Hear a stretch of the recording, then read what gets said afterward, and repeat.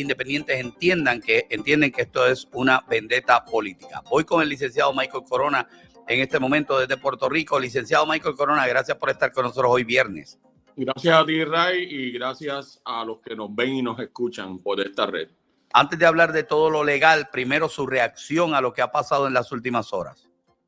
Esto es la culminación de una persecución política que lleva ocurriendo por espacio de 7 años contra Donald Trump desde que él anunció su candidatura y nadie esperaba que ganara para el 2016.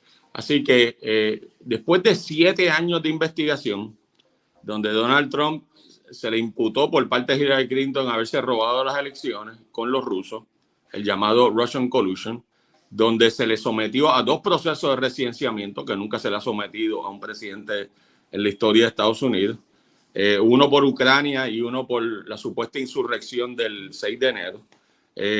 Luego de eso vino el espectáculo de los documentos clasificados de parte del FBI, que eso se desinfló porque ahora resulta que el presidente Biden tenía más documentos en más sitios clasificados que los que tuvo, si los ha tenido Trump. También Mike Pence, todo el mundo tiene documentos clasificados, así que ese proceso político legal se desinfló también. Y luego, pues entonces hay unos gran jurados en Georgia investigando que Trump se quejó de que le habían robado las elecciones, cosa que había hecho Hillary Clinton, Stacey Abrams en Georgia. Pues ahora terminamos con este caso, que es un caso verdaderamente que parece ser bien débil. Es decir, que después de 7 años de demócratas investigando a Donald Trump por cuánta cosa hay, es la persona más investigada en la historia de Estados Unidos, lo que vienen es con esto. Y verdaderamente, pues, desde ese punto de vista, me parece patético lo que están haciendo, pero esto es un caso político. Esto no tiene nada que ver con un caso judicial. Bueno, yo le hago una pregunta, un momentito, le voy a hacer una pregunta ahora, ya más utilizando su recurso como un experto en leyes, un abogado. Si usted estuviera ante este tribunal defendiendo a Donald Trump, ¿en qué línea usted se iría? ¿En la línea de tratar de demostrar el caso ante el juez, tratar de demostrar el caso de si un magnate de las comunicaciones de reality show estuvo una noche con una actriz porno, y usted trataría de defender ese caso, o usted trataría de irse más por la línea de utilizar un recurso legal como una vendetta política para ir en contra de un candidato? En este caso hay que usar los dos. Nos referimos a las cuestiones de sentido común de la gente. Es un caso donde se le imputa una conducta sexual. En uno de los casos es contra la actriz porno Stormy Daniels, y en otro contra no sé si eso está ahora acusado, porque como han sellado la acusación, pues no sé. La otra es una modelo de Playboy que alegadamente Donald Trump tuvo una relación con ella hace 16 años. Pero hay que atacar eso, porque recuerden, en Estados Unidos siempre ha habido una historia de presidentes en conducta sexual. El más reciente, obviamente, es Bill Clinton, que pudo quedarse en el poder 8 años a pesar de que estaba utilizando sexualmente a sus ayudantes. Es un caso que le costó un proceso de residenciamiento y que fue absuelto. Y el otro caso que la gente se recuerda es el de John F. Kennedy, que es el caso donde siempre se le imputaba a Kennedy tener unas novias en la Casa Blanca, más allá de Jacqueline Onassis. Así que dentro de ese contexto, esto no es una situación nueva para un presidente de Estados Unidos. Se le está imputando básicamente tener una relación sexual y entonces él privadamente tratar de lograr que se acallara eso utilizando dinero privado de él. Es decir, aquí vamos a dejar esto claro. Esto es un caso estatal, esto no es un caso federal. Este caso no tiene nada que ver con los documentos clasificados, no tiene nada que ver con la cuestión de 6 de enero. Es un caso estatal donde se le imputa a través de un tercero, que era el abogado del Michael Cohen, hacerle llegar un dinero a Stormy Daniels a cambio de su silencio. Esto ocurre también en el proceso legal, donde a veces por las cuestiones embarazosas, las figuras pagan a las personas a cambio de su confidencialidad. ocurre lo que se llama hush money. Eso de por sí no es un delito. Obviamente es una imputación política, pero no es un delito porque ocurre a diario. La gente adinerada pues paga por el silencio de ciertas cosas que podían ser embarazosas o que le podían crear algún problema y que no necesariamente son ilegales. Pues tener relaciones sexuales con esta actriz porno, si es cierto, pues no es un delito tampoco. Entonces, lo que ha hecho el fiscal de Manhattan es criminalizar una conducta que es un delito menos grave en Nueva York, que es someterle un informe electoral. Información es falsa. Y entonces han traído un estatuto federal para entonces inventarse que es un delito grave. Esto es una cosa bien forzada aquí y por esa razón es que se ve como político. Tengo que tomar, el público que me está viendo y escuchando tiene que saber una cosa que es importante. El fiscal federal del Distrito Sur de Nueva York, que es el que cubre Manhattan, investigó esto y en el 2019 exoneró a Donald Trump. Esto mismo estamos hablando. En segundo lugar, el Federal Election Commission investigó a Trump por estos mismos hechos y también lo exoneró. El antecesor del fiscal de distrito, Bragg, en el estado, es decir, la ciudad de Nueva York, investigó esto y decidió no acusar. Qué casualidad que, ¿verdad?, pasan todos estos años y ahora este fiscal de distrito decide acusar. Así que todo eso es bien importante. Este fiscal de distrito que recibió una donación de George Soros. Sí, recibió una donación de $1 millón del grupo de George Soros, que sabemos que es un grupo que tiene un trasfondo internacional y que quieren obviamente controlar la política en el mundo. Es un fiscal que no ha tenido ningún logro. Se ha distinguido el fiscal Bragg por ser un fiscal que suelta a los vándalos, a la gente que emplea violencia contra las personas en Nueva York, que destruyen propiedad, que queman cosas, y él se ha dedicado a sacarlos a la calle y no a acusarlos. Ese es el marco de este fiscal de Manhattan, que obviamente está buscando algún tipo de promoción política dentro de todo eso, y entonces lo ha tirado. Con relación a lo que mencionaste de que se selló la acusación, en efecto se selló. ¿Qué significa sellar la acusación? Que el fiscal decide, porque el fiscal ha ido a un gran jurado, y la gente tiene que entender que un gran jurado es el fiscal entrando nada más a hablar con los gran jurados. La defensa no puede entrar allí ni tratar de convencer al gran jurado. Que es con una sola versión de la historia. Con una sola versión, y entonces el fiscal decide, porque como controla hasta este momento todo, el fiscal decide sellarlo. ¿Qué significa sellarlo? Que lo pone confidencial. Y recuerden una cosa, a los que están escuchando. Cuando usted esconde algo o lo sella, él lo puede hacer legalmente, pero eso le dice a usted que es algo que hace un fiscal para que la gente no sepa lo que está pasando. Y es una cosa que se usan muchos fiscales estatales y federales para esconder las cosas y tener una ventaja, porque la persona acusada quiere saber lo más posible. El fiscal en esta etapa quiere esconder lo más posible. Claro, ahí es que viene muchas veces la persona acusada y mejor levanta las manos y dice, no, antes de saber, no, aquí estoy, olvídate. O decide prepararse mejor porque sabe lo que viene. Claro, claro. Esto no es nada positivo para la persona imputada. La idea es que el fiscal tenga una ventaja porque al usted no saber la información, no puede tomar las medidas para defenderse. Es normal eso de que... Mucho político. Es normal eso de que un abogado, usted alguna vez ha tenido que llamar a la fiscalía para negociar la entrega de algún cliente. O sea, eso es normal, ese tipo de cosas se da. Bueno, se da cuando se somete un caso contra el cliente. Por lo general, a nivel estatal en Puerto Rico, pues uno va presencialmente a esa vista para la acusación y no la hace un gran jurado, sino que la hace un juez. A veces llaman para citar a la persona para someter el caso.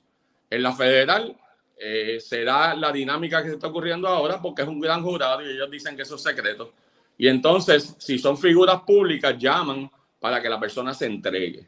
Okay. Eso ocurre y eso es lo que ha pasado aquí. Han llamado a los abogados de Trump, que ellos saben quiénes son, y entonces le han dicho, pues tienes que entregarte.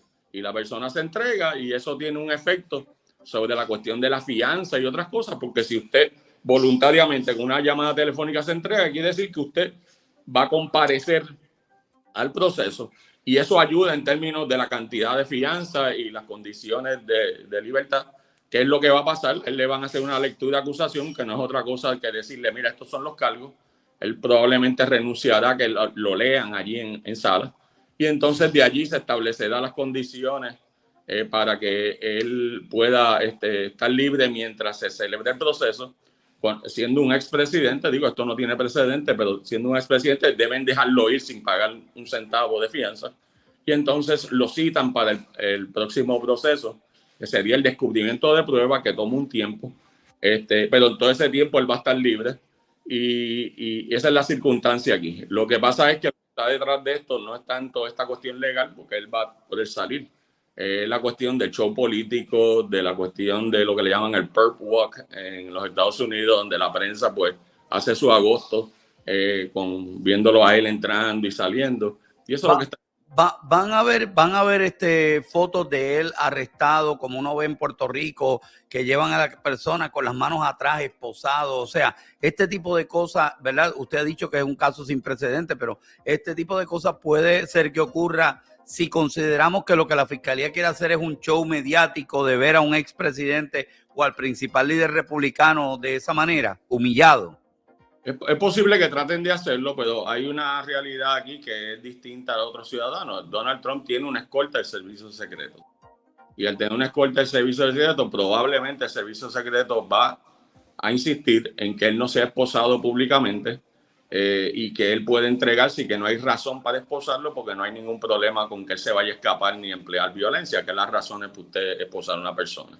Pero en cuanto a la foto de fichaje, aunque la policía de Puerto Rico hace eso, todavía aquí no se ha cuestionado eso, pero a mí me parece que ese tipo de documentos, que si usted sale suelto se lo tienen que devolver, me parece impropio que se esté soltando la foto de fichaje de una persona. Crea una presunción de culpabilidad. Es una práctica mala que se hace mucho en Puerto Rico y se hace en muchos otros sitios, pero ustedes pueden contar y creer de que los demócratas en Nueva York van a buscar la forma de serían capaz. Bueno, la encuesta de Quinnipiac en una pregunta dice, ¿usted piensa que el fiscal de distrito de Manhattan está envolviendo al expresidente Donald Trump en un caso motivado por la política o es motivado por la ley? El 62% de las personas dice que es motivado por política principalmente. El 32% dice que es por la ley. En el grupo de los republicanos es de esperar, 93% dice que es motivado político y 5% dice con la ley. Pero sorprendentemente hay un 29% de demócratas que piensa que es un caso político. Parece un número bajito si uno lo compara con el 66% que piensa que es por la ley, pero que dentro del Partido Demócrata haya una tercera parte que piense que a Trump lo están siguiendo, que lo están persiguiendo por una motivación política, es sorprendente. Lo otro es los independientes. Dicen en 70% de los independientes que esto es un caso político. Michael Corona, ¿qué le parece? Lo que está mostrando aquí es que la gente está pues como que viendo este caso como un caso político. No hay duda de que el número que para mí importante es que los independientes, que son las personas que no anuncian su afiliación, 2/3 partes piensan que es un caso político. Obviamente, para mí es sorprendente que los demócratas, una tercera parte, decidan que sí es un caso político. Pero yo creo que ese es el proceso de culminación. La gente no es tonta, la gente sabe que esto es un proceso político, que esto no tiene nada que ver con corrupción pública, esto no tiene nada que ver con falsificación de documentos, ni tiene nada que ver con hurto de dinero público, ni kickbacks, ni nada de eso. Esto es sencillamente un caso político, un caso civil entre dos partes con dinero privado que se ha convertido por arte de magia del fiscal de Manhattan en un caso grave para hacer el show político. Así que eso es evidente aquí. Una pregunta que le tengo, ¿verdad? Porque yo no conozco muy bien cómo se trabaja este caso. Este tipo de casos, que esta acusación se lleva ante un juez, es un juez quien ve toda la evidencia de ambas partes, es un jurado, como uno ve en las películas. ¿Cómo es que se llega a la conclusión de culpabilidad o no en un caso como este? En nuestro sistema americano de derecho, la culpabilidad o no culpabilidad la determina un jurado que se compone de 12 personas, básicamente de la calle, del pueblo, que escuchan la prueba, deciden a quién creerle y entonces toman un veredicto. Así que ese es el derecho, es a juicio por jurado. Ok. La persona puede optar por renunciar al jurado y verlo por el Tribunal de Derecho. No creo que eso es lo que va a pasar aquí. Hay pregunta que le hago. Y primero, la gente está contenta con el análisis que nos estás dando. Mayra Rodríguez nos escribe tremenda explicación por un abogado. Yo creo que hemos llevado aquí a la audiencia, y yo también me incluyo, que estoy aquí sentado como estudiante en la escuelita 101 de leyes con Michael Corona. Aquí ahora yo le pregunto eso, ¿verdad? Porque ahora, por lo que estoy viendo y basado en esta encuesta, donde aún los demócratas, una tercera parte, entiende que esto es un caso político, quien tiene la parte más difícil para escoger un buen jurado en este momento, aunque parezca que no, es la fiscalía. Sí, pero la fiscalía tiene una ventaja, que Nueva York es un estado eminentemente demócrata, por eso los demócratas, dentro de su estrategia política de destruir a Trump, escogieron Nueva York, no escogieron un estado del sur, no escogieron un estado del Midwest, donde tendría más oportunidad dentro de los prospectos de jurados. Cogieron a Nueva York, que es un lugar donde los demócratas nunca pierden, pero definitivamente van a tener unos problemas porque la medida en que usted está imputando conducta sexual dentro de ciertos sectores, yo estoy convencido, específicamente la comunidad latina, que es grande en Nueva York, la comunidad negra, estas cuestiones sexuales tornadas en política no caen bien. ¿Por qué? Porque el latino y el afroamericano pues tienen más bien un sentido más liberal de la cuestión sexual y eso le va a crear un problema a la fiscalía. Pero yo creo que a fin de cuentas esto también se puede caer en una moción de desestimación porque el análisis legal que hace el fiscal de Manhattan es un análisis legal un poquito forzado. O sea, esto no está claro. Esto es un delito menos grave, que es reportar algo en un proceso eleccionario. Es un delito menos grave en Nueva York.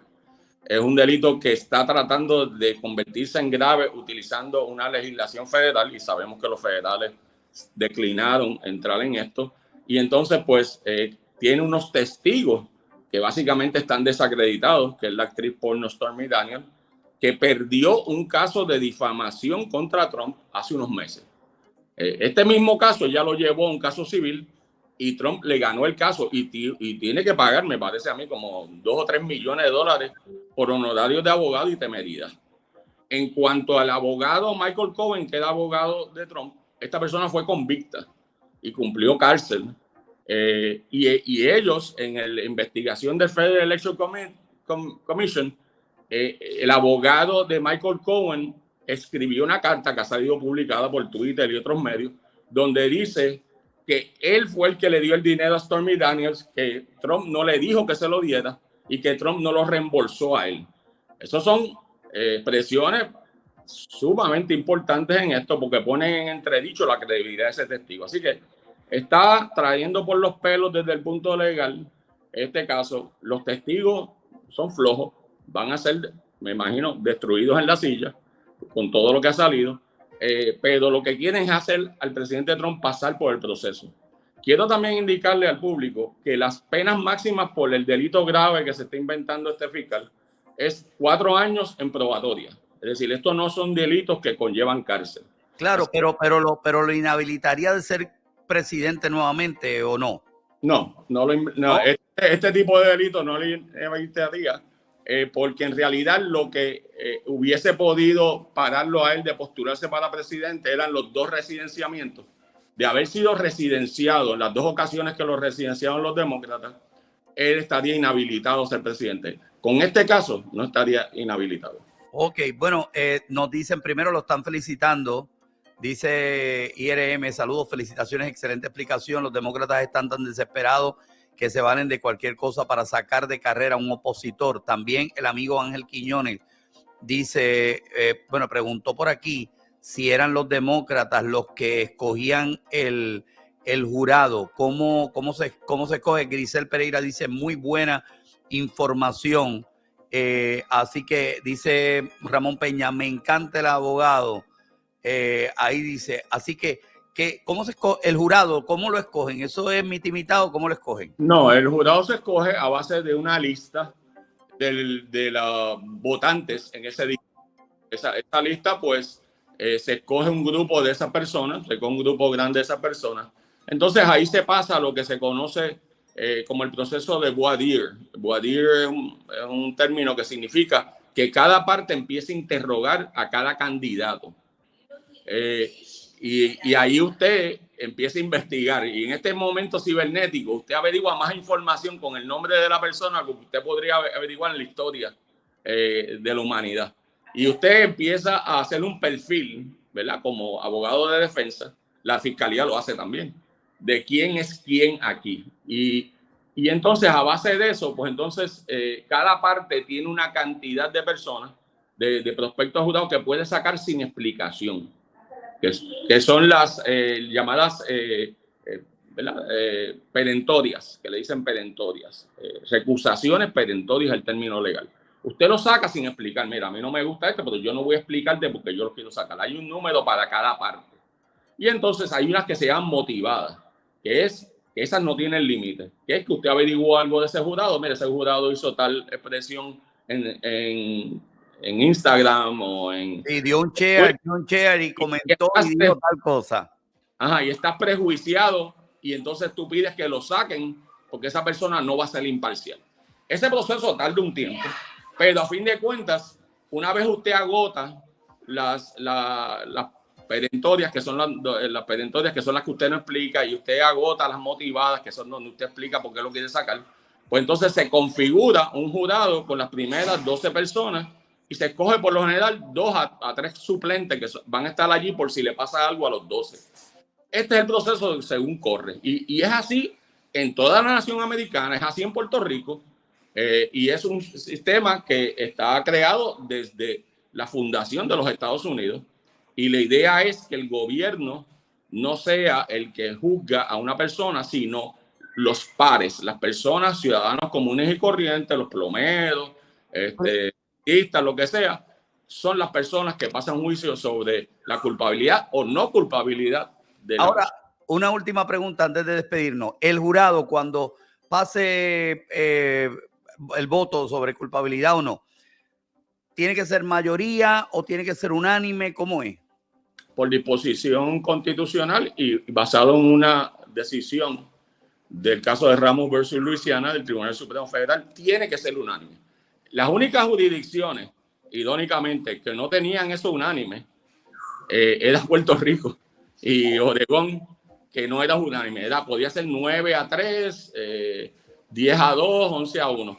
Y eso se eliminó hace varios años. El jurado tiene que ser unánime. Y usted sabe por qué Puerto Rico tenía jurados no unánimes, porque lo copiamos de Luisiana, donde se hacía para poder condenar a las personas negras. A los negros. Porque si se colaba una persona negra, aunque era poco probable, o se colaba una persona que simpatizara con ese acusado negro, pues entonces podías condenarlo sin tener la unanimidad. O sea que esto es una cuestión puramente racista y Puerto Rico lo tenía por tantos años.